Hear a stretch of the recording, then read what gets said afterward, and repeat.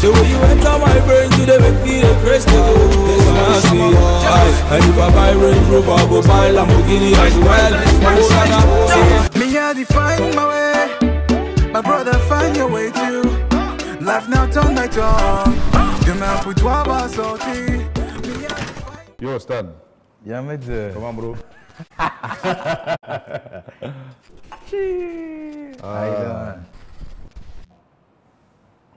Mon frère, l'argent va te tuer. Mais bien que ça a tué qui. C'est quelqu'un qui look la montre là. Les dos veulent te tuer, mon frère. Tu fuis seulement. Les dos qui aiment même maintenant, c'est toi qui fuis. Non. tu as brise comme Albin. Ah ouais? Ouais. Non, mais je veux dire qu'on est encore sur le chemin. Le meilleur reste à venir. Je pense que je brisserai véritablement comme Albin le jour que je pourrai finir par construire les écoles à Montfait, à Bafoussam et dans des endroits, à Douala, au nord. Je veux dire que c'est dans des projets que j'ai parce que je me dis que ce serait bien d'utiliser le Star Power que j'ai pour pouvoir aussi aider cette jeunesse qui a besoin d'éducation, qui a besoin de connaître ce que c'est la science. Ouais. Et voilà, je pense que, comme on dit souvent, le savoir est une arme. En anglais, on dit knowledge is power. Et c'est quelque chose qui me tient à cœur. Je pense que je vais vraiment briser, comme je disais encore, quand je pourrais utiliser les ressources que j'ai en tant que ce que je suis, en tant que ce que je deviens, pour pouvoir faire briller les autres. Et je pense que ça commence. Tu finds encore ton way et tu veux aider les autres à find leur way tout. Hein? Claire. Je pense que c'est dans cette logique que je m'inscris désormais. Et je suis très impressionné par ton parcours et je suis heureux de faire partie de cette histoire parce que ça fait très longtemps qu'on se connaît, on vient de la même ville, on a grandi dans des quartiers voisins. Moi, je suis vraiment aussi content de te voir devenir l'homme que tu deviens et je pense que par la grâce de Dieu, tu pourras encore faire de belles choses, non seulement pour faire plaisir à toi-même, ta famille, mais surtout au Cameroun et à l'Afrique et sûrement au monde entier. Moi, j'étais à Djelin 4 et toi, tu étais à Djelin 5. Yes. Tu as grandi là-bas avec ton père, ta mère et tes frères et sœurs. Ouais. Et tu as eu une enfance plutôt difficile parce que ton père, en tout cas, tu avais le sentiment que ton père aimait plus ton petit frère que toi. Tu te sentais... tu étais un peu le mal-aimé de la famille, en tout cas, c'est ce que toi, tu ressentais à l'époque. Ah non, mais je veux dire que, ouais, c'était un sentiment que j'ai eu à un moment donné, parce que mon petit frère Clinton, ouais, mon petit là, je veux dire que c'est... tous les cadeaux, c'était pour lui. Pour lui, et voilà, donc c'est vrai qu'il avait toujours raison, même quand il a tort, parce que le père décide, tu vois, avoir un père militaire, déjà, à la base, pour tout le monde, c'est déjà compliqué, parce que le patin nous fouettait franchement et bien. Et, il était rigoureux. Non, très. C'est un bulldog, on l'appelait Kadhafi. Donc, mon père a terrorisé toute la région de l'Ouest quand il rentrait de Bakassi avec des criquets. En fait, je dirais que, voilà, dans le pater, il a toujours eu une très belle préférence envers le petit. Et moi, comme j'étais... Tu vivais mal? Je vivais mal, pourquoi? Parce qu'il ne comprenait pas les choix que j'avais déjà en tant qu'adolescent ou en tant que jeune enfant. Parce que moi, j'ai toujours été quelqu'un j'écoutais mes parents, certes, mais j'avais des orientations différentes. Parce que avec la chose urbaine qui m'a fait bisous, qui m'a fait hello. Le pater était en mode il faut aller à l'école, devenir docteur, devenir ingénieur. Tu sais, à l'époque aussi, être professeur, c'était aussi quelque chose pour des familles modestes. C'était un aboutissement, voilà. Un aboutissement. Si tu as un enfant qui devient professeur, tout ça. tu as brise. Et surtout, pour nous autres de la région anglophone qui vivaient en zone francophone, dire que ton enfant à l'école normale, ça sonnait comme si il est devenu Barack Obama et tout ça.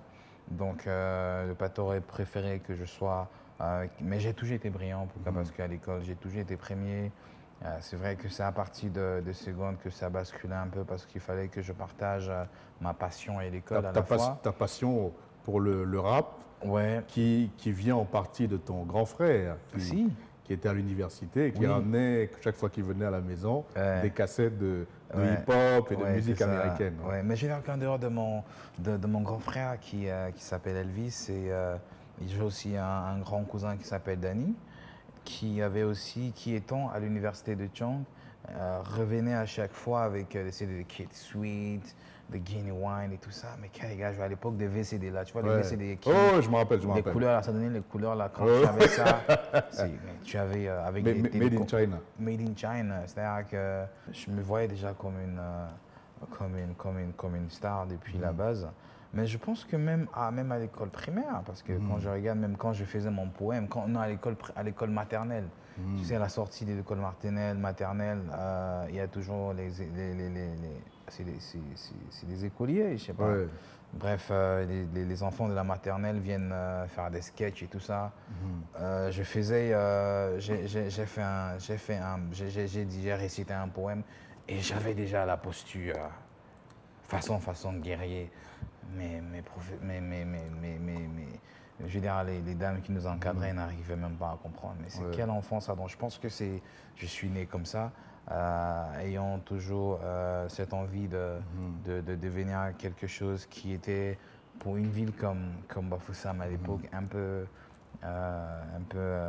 ça faisait un peu trop rêveur et pas réaliste. Tu as commencé une aventure radio à cette époque-là également, à CRTV pour la FM. Ouais, c'est-à-dire que je suis allé un jour voir Serge Pout à la radio parce que j'écoutais sa voix et j'ai dit, mais qui a une voix... C'est quelle voix... Si particulière. Une voix particulière. Ouais. J'ai demandé à mon père, c'est RFI ou c'est... Il dit non. J'ai dit, ah ben il y a un poids à la FM. Je dis, wow, ok. Ils ont acheté des programmes ou bien... Mais je dis, une voix suave, particulière, quelqu'un qui parle avec un français tellement soutenu. Tu as dit, c'est qui ça? Je dis, mais Naou, je suis allé à la radio. Tu es quoi pour la FM? Oui, je suis à la radio, je me suis rendu compte qu'il aimait le hip-hop également et que c'est une grosse bibliothèque de la musique. Et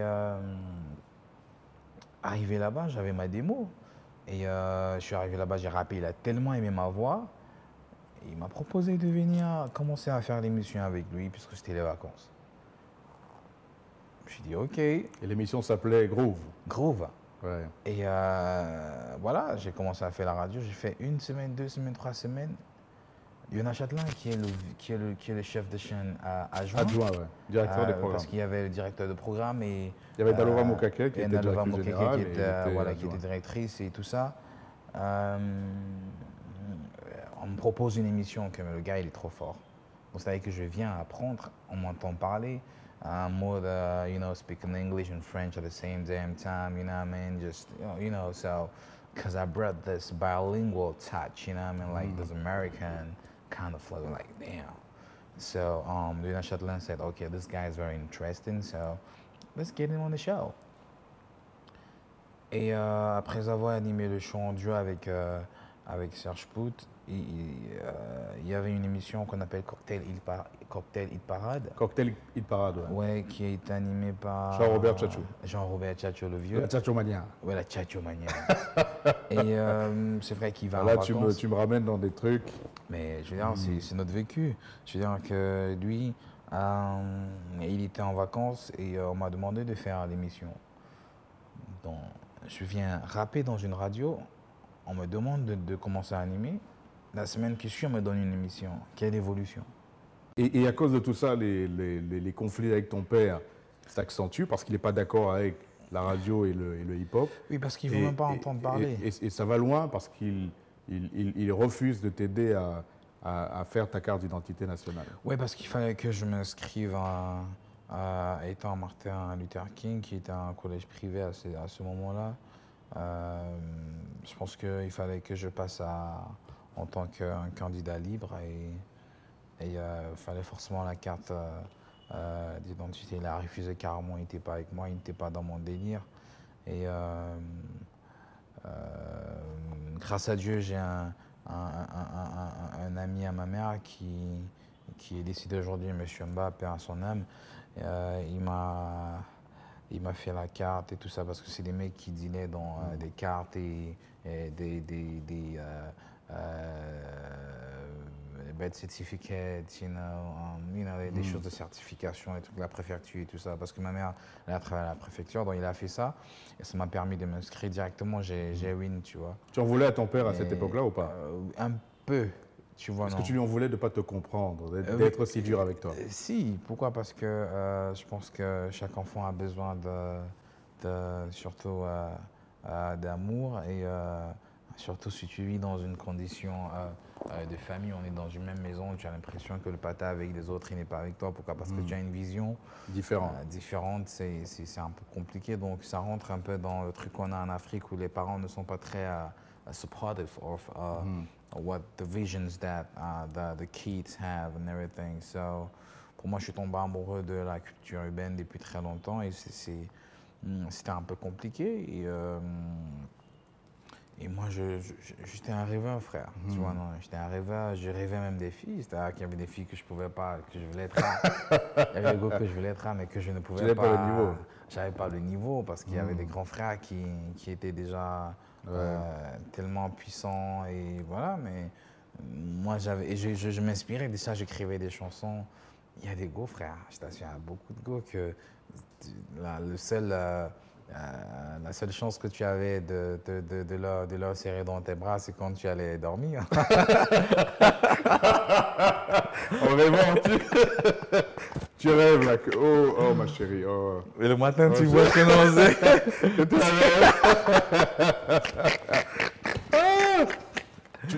tu win donc ton GC. Ouais, ton GC. Tu win ton GC et puis tu viens. A-level, ouais, je viens. Tu viens à Douala? Je viens à Douala. Moi, j'étais déjà à Douala. Comme j'étais plus intelligent que toi, je suis parti de Douala. Donc, moi, j'étais déjà installé sur place. Trône. Je ne sais plus si j'étais à Lauréat ou à Nostalgie à l'époque. Enfin, l'un ou l'autre.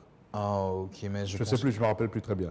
Et un jour, tu m'as appelé et tu me dis tiens, Brice, j'étais avec Serge Pout à l'Institut français de Douala. Ouais. Et il m'a présenté à Tony Nobody. Voici l'un des best de Bafoussam, tu es le best du Cameroun et de Douala. Prends-le. Prends-le, travaillons ensemble. Je commence à faire la rubrique des news et tout ça. Et sans salaire. Blah, you know what it is. C'était ta signature. Ouais, je veux dire que je commence à être chroniqueur dans l'émission Boa et après... Mais tu n'es pas payé à ce moment-là. Je ne suis pas payé du tout. Tu le fais parce que tu aimes et que tu veux te faire une place dans l'univers. Pourquoi? Parce que tu ne peux pas rapper ici tant que Sultan Oshimine existe. Tu ne peux pas rapper ici tant que Bobby Shaman et la Red Zone Family existent. Ce n'est pas possible. Pourquoi? Parce que c'est des gars de Doul, c'est des gars qui ont fait des choses. Les Tata Menton, les One Menton, les DJ Billy, toutes ces légendes de la musique camerounaise. Tu gardais le rap à l'esprit, mais tu te disais... Pour entrer, voilà. C'était soit par la télé, soit par les médias. Pour aller en haut, je vais passer par le bas. C'est-à-dire que le gars était déjà stratège. Tu te battais dans les médias, radio, télé. Non, je me battais, frère. Mais la passion pour le rap était toujours là. Tu préparais ton retour. Et tu as sorti un single qui n'est pas très connu parce qu'il n'a pas eu de succès à l'époque. C'est Ouais Mahoud, que tu avais présenté en exclusivité dans mon émission à la radio. Ouais, c'est-à-dire que Ouais Mahoud était trop en avance. C'était un très bon son. Ceux qui me suivent depuis la base connaissent cette chanson. C'est une chanson de rap et... Ouais Mahoud. Ouais Mahoud. Bam, bam, bam, bam, bam. Ouais Mahoud. Even in the white cream era, you gotta ask yourself one thing. Ouais Mahoud. Franchement, je pense que je vais, you know... Tu vas faire un remix peut-être? Peut-être, oui. Tu vois, derrière ceux qui me suivent depuis la base, ils connaissent, ils demandent toujours. Mais ce que je veux dire, c'est que Téméraire, dans ma lutte, j'ai sorti un son qui était trop ricain, trop d'avance pour les auditeurs. Il fallait quelque chose de frais, quelque chose de Mboa. Donc j'ai continué à travailler avec Tony. À un moment donné, j'ai lâché. Parce qu'honnêtement, j'étais fatigué d'être le second. Tu en avais marre? Ouais, j'en avais marre. Il y a une date importante, une date charnière. C'est le 25 mars 2013. Est-ce que tu te souviens où tu étais ce jour-là? Ah, je sais vraiment Tu pas. sais plus où tu étais. Je sais que Le j'avais... 25 mars 2013, tu as publié sur Facebook Cameroon, Africa and world must know my name. Must. C'est une phrase qui m'avait marqué parce que j'avais senti de la détermination Si, pourquoi? Parce qu'il a et, fallu que et je... une foi incroyable en toi. Si, pourquoi? Tu Parce étais que... sûr que là, c'est le moment, là, c'est maintenant, c'est pas demain. Non, c'est pas maintenant. demain. Pourquoi? Parce que je suis fatigué de faire des spots et qu'on m'appelle après 45 jours et que Et quand parfois j'appelle pour ça demander. dépasse 45, parfois ça dépasse 60, ça arrive à 60. Tu appelles le mec, il décroche pas, et c'était trop long, tu vois, non? Ok, mais ok, comment je fais pour aussi avoir un peu de sous, avoir un positionnement? Pourquoi? Parce que j'avais un talent vraiment fou, mais comment est-ce que je ne pouvais pas exploser si je restais toujours sur un concept qui n'était pas derrière. C'était un peu compliqué. Donc j'ai fait le sacrifice de lâcher. Un mois comme tel, je ne suis pas parti. Pourquoi? Parce que j'ai eu la chance de travailler sur un projet qu'on appelait Stay in the Jam avec Chinois Yange. Il faisait venir des artistes. J'allais les accueillir à l'aéroport. Je me souviens, je partais accueillir Mollard à l'aéroport, Tia à l'aéroport. J'ai fait aussi le concert de je pense, Moshe Tombola, tout ça.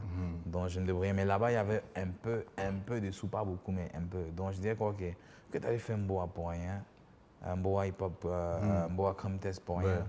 C'est mieux que parce qu'à un moment donné, il y a la pression familiale. La télé, là, ça te donne quoi? Et là, j'ai peut-être fait le Tinda trop longtemps, là, c'est bon.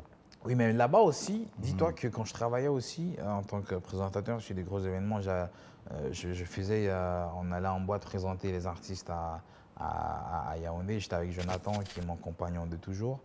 Et on n'avait même pas l'argent de l'hôtel, frère. C'est-à-dire que l'événement, les gars, ils ont pris la route, ils ont pris l'avion, ils sont à l'hôtel. Nous, on nous donne l'argent des taxis le même jour, le soir. Nous, on doit encore prendre un bus le soir, arriver, présenter l'artiste en boîte le même soir. Donc, vous débrouillez pour dormir. Vous savez que je m'échangeais dans la cabine du DJ. Et quand je regarde, je me dis que... Tout ça a commencé à te sortir de partout, là. Tu as dit, c'est bon, c'est bon. J'ai dit que, mais... Non, j'ai quand même fait. Mais quand je regardais les artistes, là, j'ai dit, mais avec les piètres playback, là, je ne suis même plus talentueux que ces gars-là. Mais j'ai chopé, tu maîtrises. Ouais. Un jour, mon voisin de l'université, mon voisin dans ma chambre d'étudiant, Max Owana Pascal, un gars hyper intelligent à MOP. Il aime également le rap, il est très, très fou du rap. Il me présente le beat sur lequel j'ai fait un père. Papa. Tu écoutes la prod. Mais c'est comme si les anges me parlaient. Je n'ai pas compris. Ouais. Papa. J'ai dit non, le beat, c'est tellement spirituel que je suis allé maintenant. Un jour, je partais, puisque tu sais dans la mini-cité, il y a des gars qui. J'étais genre un peu comme j'étais celui qui baillait le courant. C'est-à-dire que quand tout le monde cotise là, c'est moi qui dois aller à la Sonnelle pour bailler. Donc, je suis allé à la Sonnelle, moi j'ai commencé à bailler le courant. J'avais toujours le beat là dans mon téléphone, un petit téléphone techno qui avait une carte mémoire comme ça, un vieux petit téléphone, j'avais le beat là. Papa. Je marchais tous les jours le beat là. J'ai dit, ok, il faut que ma vie doit changer. J'ai commencé à écrire les paroles là sur le rond, sur la queue quand je partais l'électricité à Ndokoti. Tu écrivais les paroles là sur le... J'ai commencé à freestyler parce que la queue était vraiment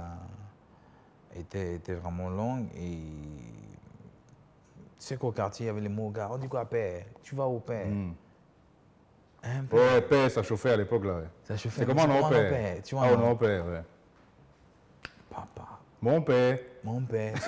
C'est venu dans ma tête comme ça là que ouais. J'ai commencé à écrire. J'ai écrit la chanson et je suis allé à la maison. Je me suis dit que papa, ça c'est une chanson qui a changé ma vie, frère.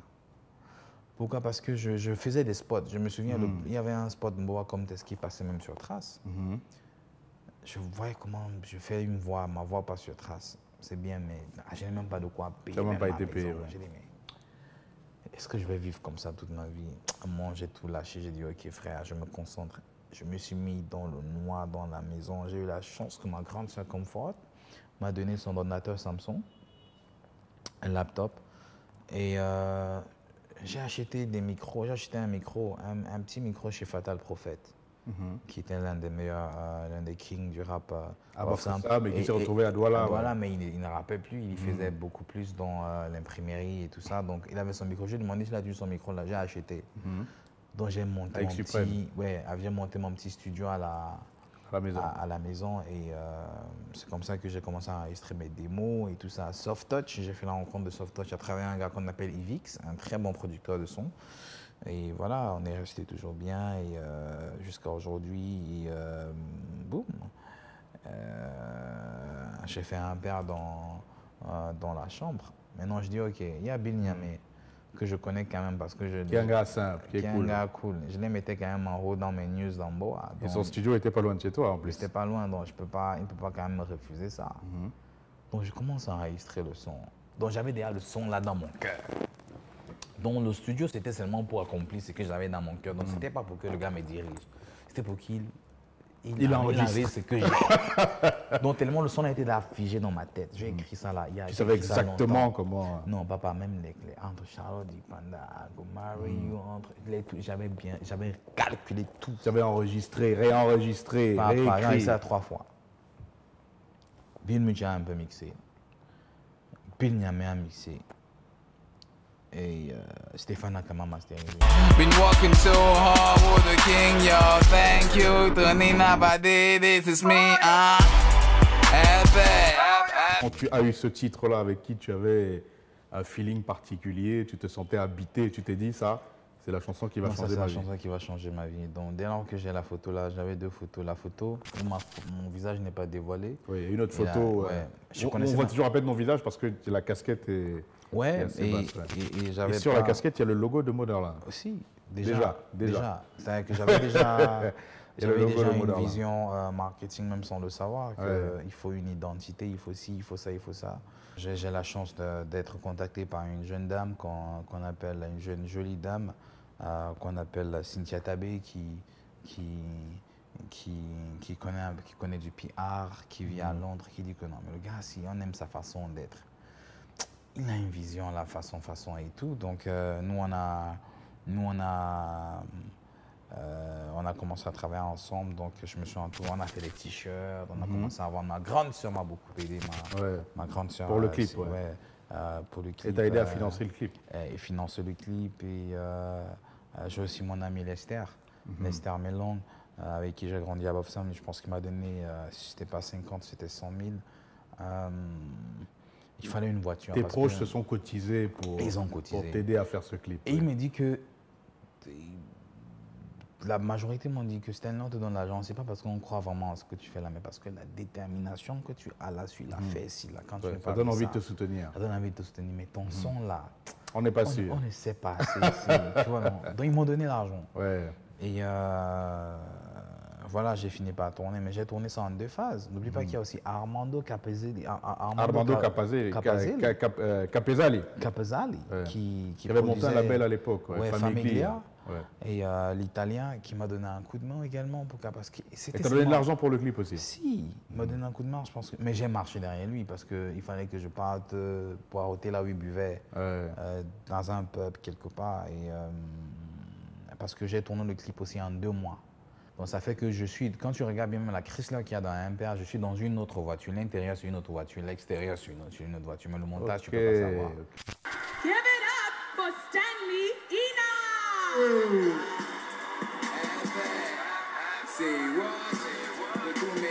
1 an après, 2014, tu deviens le premier artiste camerounais nominé au MTV Africa Music Award dans la catégorie Best New Act et tu gagnes.